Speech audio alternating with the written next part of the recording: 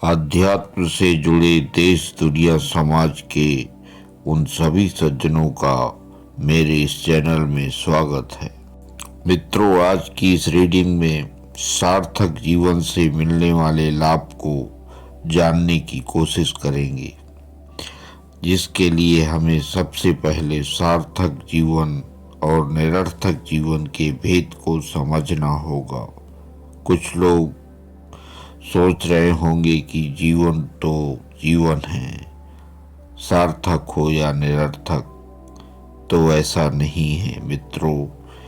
इसी गहराई को तो मैं आपके सामने व्यक्त करना चाह रहा हूँ, जिससे कम से कम हम अपने आप को समझें तो सही कि हमने आखिर जो इतने दिन निकाल दिए, क्या वो सार्थक थे या फिर निरर्थक। और यदि निरर्थक जीवन जी रहे हैं तो कम से कम बचे हुए दिनों को सुधारा जा सकता है, क्योंकि कहीं ऐसा ना हो जाए कि अब पछताए होत क्या जब चिड़िया चुग गई खेत।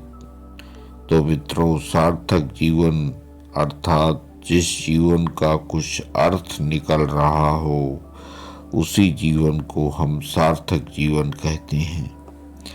और इसके विपरीत जिस जीवन का कोई अर्थ ही ना हो और हम जिए जा रहे हैं, तो निरर्थक हो जाएगा, क्योंकि जिस जीवन का कोई उद्देश्य ही ना हो, ऐसे जीवन को निरर्थक जीवन की श्रेणी में रखा गया है।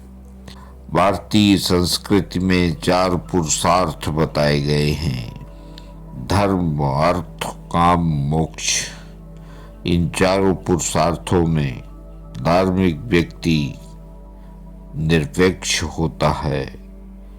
इसमें कोई पद, व्यक्तित्व या अहंकार नहीं होता है। अर्थ एक साधन मात्र है, काम एक इच्छा मात्र है, मोक्ष इच्छा से मुक्ति दिलाता है। मित्रों, अब मैं आपको सार्थक जीवन और निरर्थक का असली आईना दिखाने जा रहा हूँ।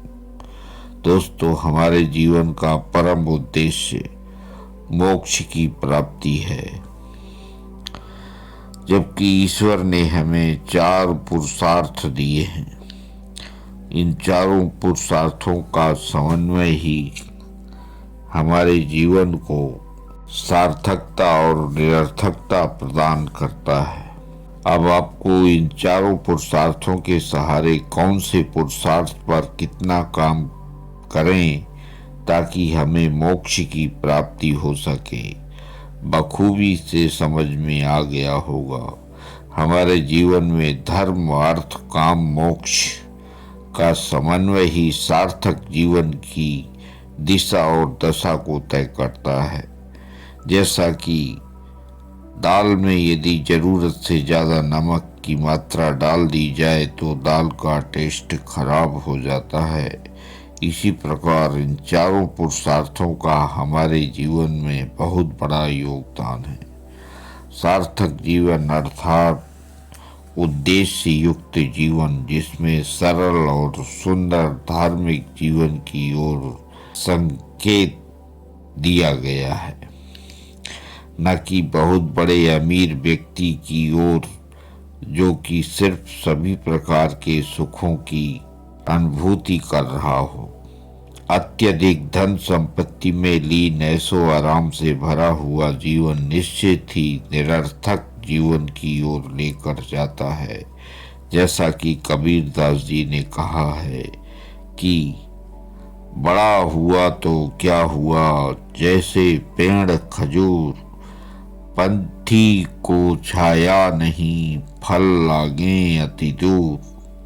अर्थात कबीरदास जी ने इस दोहे में कहा है, जिस प्रकार खजूर का पेड़ इतना ऊंचा होने के बावजूद आते जाते राही को छाया नहीं दे सकता, और उसके फल तो इतने ऊपर लगते हैं कि आसानी से तोड़े भी नहीं जा सकते, उसी प्रकार आप कितने भी बड़े आदमी क्यों ना बन जाओ, यदि आपके अंदर विनम्रता नहीं है और किसी की मदद नहीं करते हैं तो आपका बड़ा होने का कोई अर्थ नहीं निकलता। आज इतना ही दोस्तों। अंत में चैनल को लाइक, सब्सक्राइब और शेयर करने के लिए मेरी तरफ से आप सभी को बहुत बहुत धन्यवाद। जय हिंद, जय भारत।